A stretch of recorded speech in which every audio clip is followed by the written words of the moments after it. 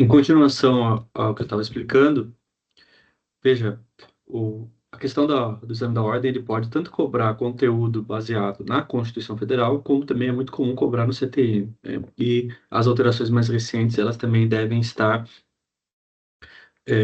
no radar de quem está se preparando para a prova, tá? Bom, agora com relação à extinção do crédito tributário. São hipóteses de extinção, conforme o 156. Pagamento, compensação, transação, remissão, prescrição de decadência, e conversão, depósito em renda. Aqui é importante retomar os institutos de direito civil, né? Pagamento, claro, né? Extingue compensação, débito de um pelo débito do outro, nas situações em que há crédito tributário, por exemplo. Transação, né? Situação que é feito um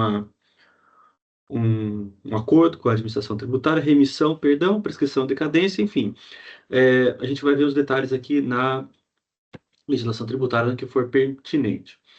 Veja, é possível extinção pelo pagamento antecipado e homologação do lançamento nos termos do 150, parágrafos 1º e 4º do Código Tributário Nacional. Também é possível consignação em pagamento. O que é consignação em pagamento? Vejam, o contribuinte ele quer pagar de determinada forma e o fisco se recusa a receber daquela forma. Então faz uma consignação, né, para evitar é, juros, correção monetária e, eventualmente, ele consegue o reconhecimento da extinção do crédito pelo pagamento. Tá?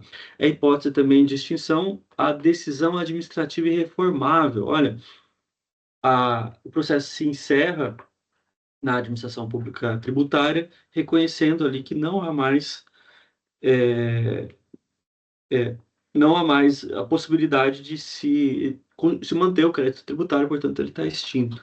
Tá?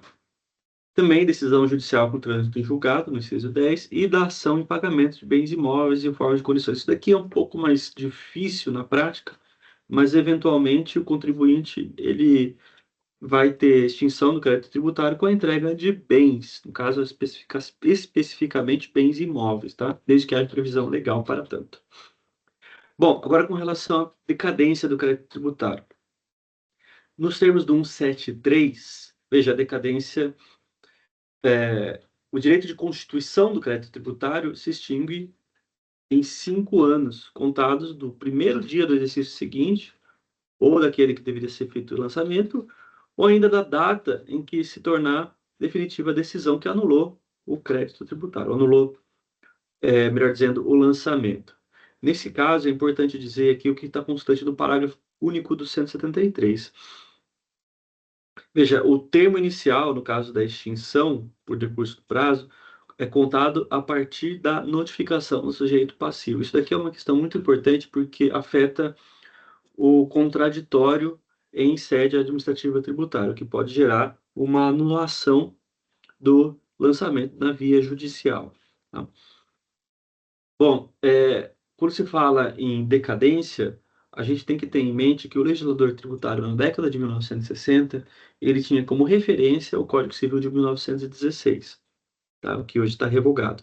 E existia uma compreensão de prescrição e decadência não tão precisa quanto existe no Código Civil de 2002. De toda forma, a redação continua no CTN. Tá? Então, pela perspectiva doutrinária, veja que a gente vai ver conceitualmente que a decadência é o perecimento do direito por não exercício dele dentro do prazo, ou seja, do lançamento. Tá? E a decadência ela tem como característica a não possibilidade de ocorrer suspensão ou interrupção.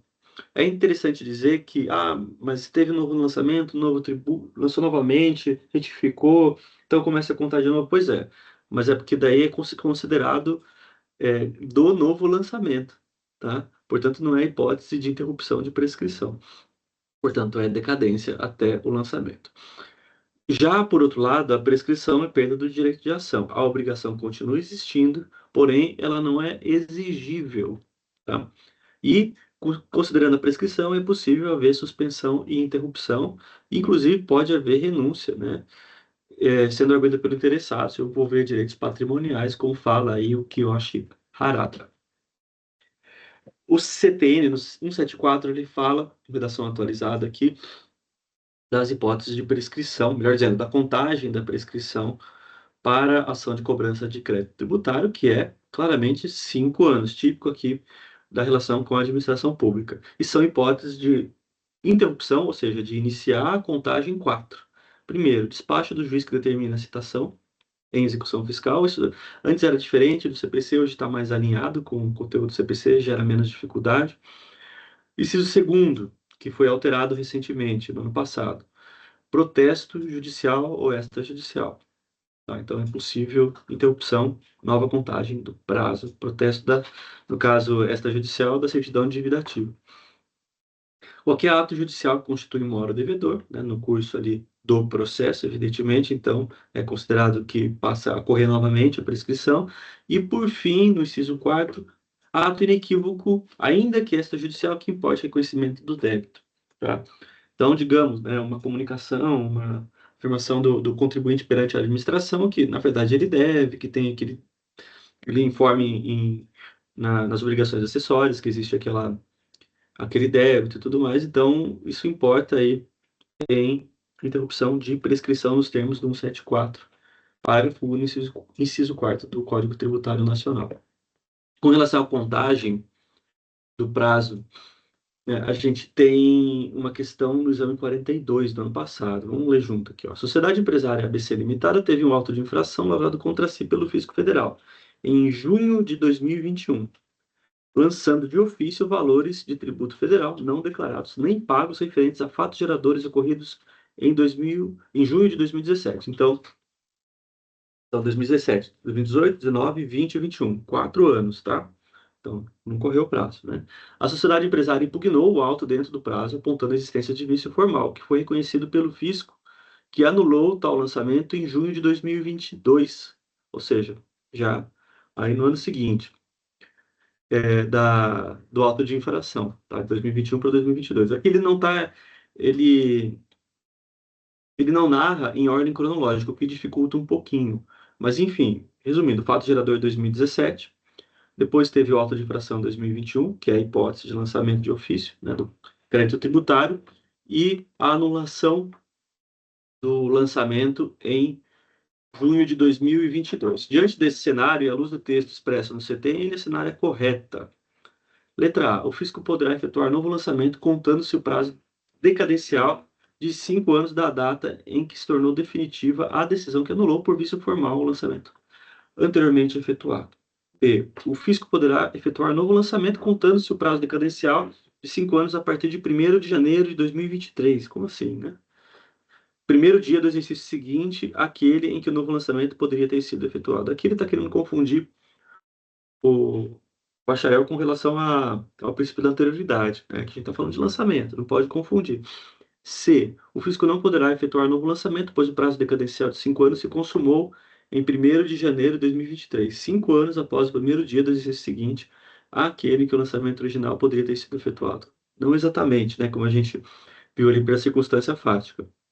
E D. O fisco não poderá efetuar novo lançamento, pois o prazo decadencial de 5 anos se consumou em junho de 2022, 5 anos após a ocorrência de fatos geradores do objeto do lançamento original, que foi anulado. Olha aqui em ordem cronológica, explicando novamente. Os fatos geradores ocorreram em junho de 2017. O auto de infração ele ocorreu em 2021, na verdade aqui está 4 anos, né? Então está dos 5, mas são 4. E a anulação administrativa foi em junho de 2022, tá? Então, um ano após. No caso, gente, a correta é justamente a letra A, tá? Porque, veja, o prazo para novo lançamento, o prazo decadencial, ele corre a partir da decisão definitiva que anulou por vício formal o lançamento anterior. Como eu disse agora há pouco, um novo lançamento importa nova contagem decadencial, do prazo decadencial, tá? Com relação aos fatos geradores. Então, correta é a letra A. Agora, a exclusão do crédito tributário. A gente viu suspensão, extinção e, por fim, exclusão. Essa é mais simples. Exclui o crédito tributário, isenção e a anistia. A isenção foi estudada de maneira bem detalhada em direito financeiro, ela já foi analisada, e também quando a gente vê as hipóteses de isenção, cujas restrições elas estão de acordo com a Lei de Responsabilidade Fiscal e as leis orçamentárias, tá? Isso tem repercussão também no direito tributário, porque quando da isenção ocorre, de fato, o lançamento, né? Ocorre o fato gerador, ocorre eventualmente o lançamento, mas a alíquota é zero, tá? Por outro lado, na imunidade, que é de natureza constitucional, nem há ocorrência aí do fato gerador. Já na hipótese da anistia, a gente tem perdão das sanções, tá? Por descumprimento das obrigações tributárias. Tá? Então, quando ocorre a anistia, tem perdão da multa de maneira mais simplificada. Tá? No caso, a gente vai diferenciar a exclusão da suspensão e da extinção, porque aqui essa é a situação em que o fato gerador não alcança mais fatos que eram previstos em lei. Na verdade, originalmente, exclui somente a hipótese de incidência. Tá? O fato gerador acontece, mas não há a incidência. Bom, o último tema aqui que a gente vai tratar é sobre dívida ativa.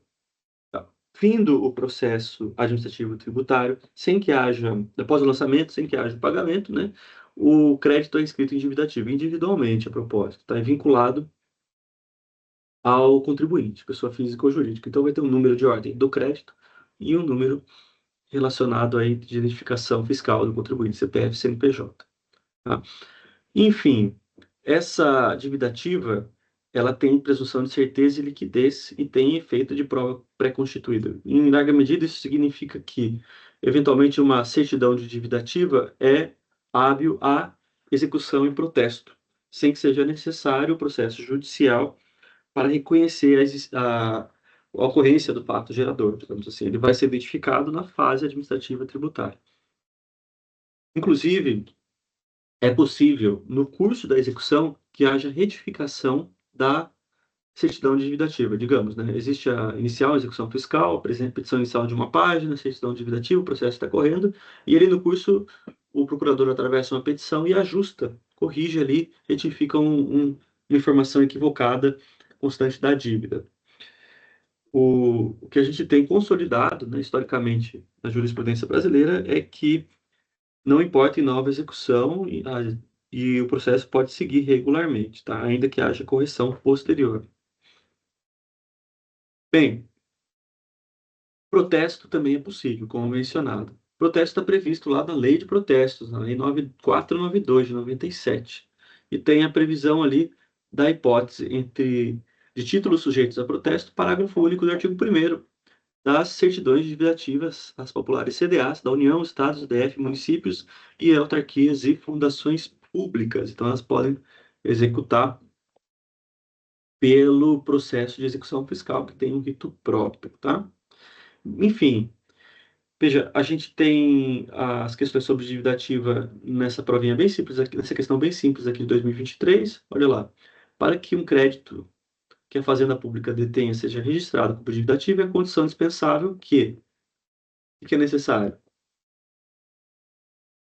certeza e liquidez. Ou como diz aqui o enunciado, que tenha sido apurada a sua liquidez e certeza. Nos termos do artigo, deixa eu ver aqui, a menção ao artigo 2º, né, lá atrás da Lei 4.320, que fala da constituição de dívida ativa. A propósito, né, veja que quando a gente tem a inscrição em dívida ativa da Fazenda Pública, a gente vai ter um impacto lá no orçamento, porque existe uma expectativa de receita da administração pública com relação às receitas correntes, tá? Enfim, e claro que vai ter uma margem ali, uma possibilidade de implemento, mas como a dívida constituída em favor da administração, ela pode projetar isso como receita orçamentária. Mais uma questão. Exame da OAB 39, 2023. Estado Alfa notificou João em 5 de maio de 2022 para que, no prazo legal de 30 dias, pagar ou impugnar sua dívida de PVA referente aos anos de 2020 e 2021. Este, por sua vez, quedou-se, ou ficou-se, né? Ficou inerte e deixou transcorrer o referido prazo sem nada fazer. Logo em seguida, em 15 de junho de 2022, a Secretaria da Fazenda do Estado Alfa, nos termos da legislação, encaminhou a certidão de dívida ativa devidamente inscrita para seus registros para o cartório de protesto de títulos local, o que expediu intimação ao devedor para pagamento da obrigação tributária com os acréscimos legais e emolumentos cartorários. João, preocupado com as repercussões decorrentes do protesto extrajudicial da CDA em seu nome, sobretudo em relação aos órgãos de proteção ao crédito, como Serasa Serviço de Proteção ao Crédito, SPC, consulta você como advogado. Diante desse cenário, assinale a afirmativa correta. Muito simples, muito simples. É possível fazer protesto de certidão de dívida ativa? É claro que é, né, como acabou de ser visto. Letra C é correta. Ao possuir previsão legal expressa, não se consubstanciando em uma sanção legítima, o ato de protesto é válido. Tá? Então, aqui a gente encerra o conteúdo de crédito tributário. Veja que, muito embora ele tenha detalhes, né, não é nada de outro mundo. Tá? E aí fica o material pronto aqui para vocês. Muito obrigado. Tchau, tchau.